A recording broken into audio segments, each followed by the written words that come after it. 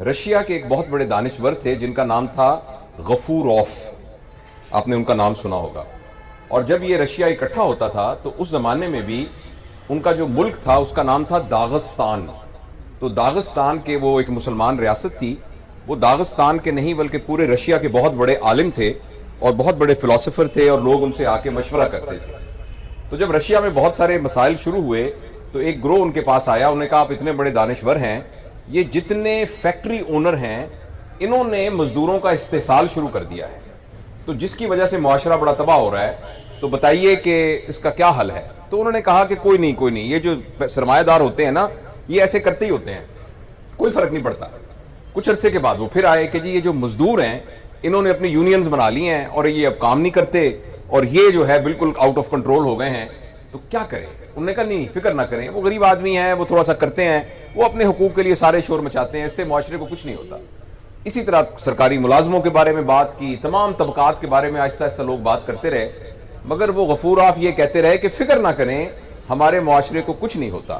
تو کچھ لوگوں نے تنگ آ کے ایک دن کہا کہ آخر آپ کب یہ کہیں گے کہ معاشرہ تباہ ہو رہا ہے جب سب لوگ تباہ ہو رہے ہیں.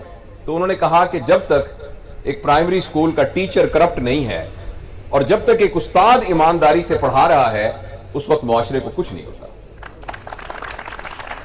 اسی طریقے سے میں نے یہ سنا کہ جب جرمنی بالکل تباہ ہو گیا تھا تو اس وقت کسی نے یہ کہا جو ان کا بڑا تھا کہ صرف یہ دیکھو کہ کیا ہمارے استاد موجود ہیں کہ نہیں. تو انہوں نے کہا جی استاد تو موجود ہیں. اس نے کہا فکر نہ کریں، اب قوم دوبارہ کھڑی ہو جائے گی. اگر استاد موجود ہوں گے تو وہ قوم دوبارہ کھڑی ہو جائے گی.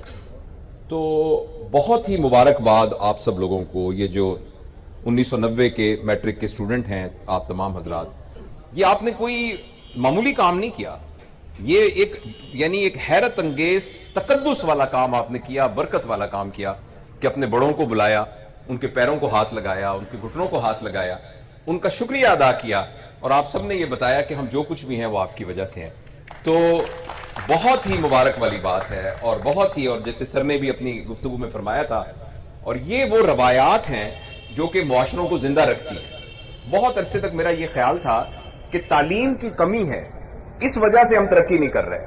آبادی ہماری اس لیے کنٹرول نہیں ہو رہی کہ تعلیم کی کمی ہے، ہمارے ہاں اور تمام چیزیں نہیں، سائنس کی ترقی نہیں ہو رہی، ٹیکنالوجی کی ترقی نہیں ہو رہی، ہمارے ادارے ڈیولپ نہیں ہو رہے کہ ہم تعلیم یافتہ نہیں ہیں. مجھے بہت بعد میں یہ بات سمجھ میں آئی کہ اگر آپ کسی بہت تعلیم یافتہ شخص کی تربیت نہ کریں تو وہ معاشرے کا سب سے خطرناک آدمی ہے، کیونکہ اس کے پاس وہ ساری سکلز موجود ہیں جس کے ذریعے وہ معاشرے کو ایکسپلائٹ کر سکتا ہے اور تباہ کر سکتا ہے. تعلیم کے علاوہ جو سب سے اہم چیز ہے وہ تربیت ہے. جب تک ہم تربیت نہیں کرتے، ہماری یہ میڈیکل ایجوکیشن میں بھی اور جنرل ایجوکیشن میں بھی یہ کہا جاتا تھا کہ ایجوکیشن کا مطلب ہے نالج. پھر پتہ لگا نہیں، نالج کے علاوہ سکل. پھر پتہ چلا نہیں، سکل نہیں، ساتھ ایٹیچیوڈ بھی، یعنی علم بھی، کوئی ہنر بھی اور رویہ بھی. لیکن یہ بہت ابھی ریسنٹلی یہ بات پتہ چلی ہے کہ اگر ان تینوں کے بعد روایات، تہذیب یا ویلیو سسٹم ڈیولپ نہ ہو تو ایجوکیشن کا کوئی فائدہ نہیں ہے. ایجوکیشن کا فائدہ اسی وقت ہے جب اس کے ساتھ ایک ویلیو سسٹم، اقدار ڈیولپ ہو، تہذیب ڈیولپ ہو، ایک معاشرہ ڈیولپ ہو جس معاشرے کا یہ کو پتہ ہو کیا صحیح ہے کیا غلط ہے، کون سی چیز انسان کو بڑا بناتی ہے، کون سی چیز انسان کو بہتر بناتی ہے. جس معاشرے کے اندر وہ تمام چیزیں جو پیسے سے خریدی جا سکتی ہیں وہ لوگوں کو بڑا بناتی ہیں، وہ معاشرہ کبھی ترقی نہیں کرتا. وہ معاشرہ جس میں وہ چیزیں لوگوں کو بڑا بناتی ہیں جو پیسے سے نہیں خریدی جا سکتی، وہ معاشرہ ترقی کرتا ہے. لہذا میں کون سی گھڑی کس برانڈ کی پہنتا ہوں، میری گاڑی کتنی بڑی ہے، میں کون سے برانڈڈ سوٹ پہنتا ہوں، میرا گھر کتنا بڑا ہے، میرے مربع کتنے ہیں، میری زمینیں کتنی ہیں، مری میں میرے کتنے گھر ہیں، یہ تمام چیزیں ہماری ضروریات ہو سکتی ہیں اور ان کو حاصل کرنے میں کوئی حرج نہیں ہے اگر آپ لا آف لینڈ کے ساتھ کوئی لڑائی نہ کریں اور اپنی اخلاقیات اور ایمانداری اور حلال حرام کا خیال رکھیں تو اللہ آپ کو پورشے گاڑی ہونی چاہیے، آپ کا نیو یارک کے اندر سب سے بڑا پلازا ہونا چاہیے، اس میں کوئی حرج نہیں ہے. لیکن اگر ہم نے اس بنیاد پر اپنے آپ کو بڑا اور اس بنیاد پر ہی لوگوں کو چھوٹا کہنا شروع کر دیا تو اس کا مطلب یہ ہوگا کہ یہ معاشرہ انحطاط پذیر ہے، یہ معاشرہ ترقی یافتہ معاشرہ نہیں ہے. اس معاشرے میں ویلیو سسٹم نہیں ہے، اس معاملے کی اس میں کوئی تہذیب نہیں ہے، اس میں کوئی اقدار نہیں ہے. انفارچونیٹلی ہمارے معاشرے میں یہ ہوا ہے. اور جب بھی آپ کسی کے بڑا ہونے کا معیار پیسے کو بنا دیں گے تو ہر شخص بڑا ہونا چاہتا ہے، تو ہر شخص پیسہ حاصل کرنے کی کوشش کرے گا. اس میں وہ یہ بات بھول جائے گا کہ یہ پیسہ حلال سے حاصل ہو رہا ہے یا حرام سے حاصل ہو رہا ہے. इसी का नाम, इसी से करप्शन ने जन्म लिया, इसी से धोखे ने जन्म लिया, इसी से और दगाबाजी ने जन्म लिया। और हम जाली तौर पर अपने आप को बड़ा उन मयारात पर समझने लग गए जो कि असल में बड़ा होने के मयार नहीं है। कभी आपने देखा है कि किसी मरे हुए शख्स के बारे में ये कहे कोई कि जावेद इकबाल 6 मुरब्बों वाला, जावेद इकबाल जो राडो घड़ी पहनता था, जावेद इकबाल जिसकी जो है पजारों गाड़ी थी, कभी सुना है किसी को ये कहते हुए?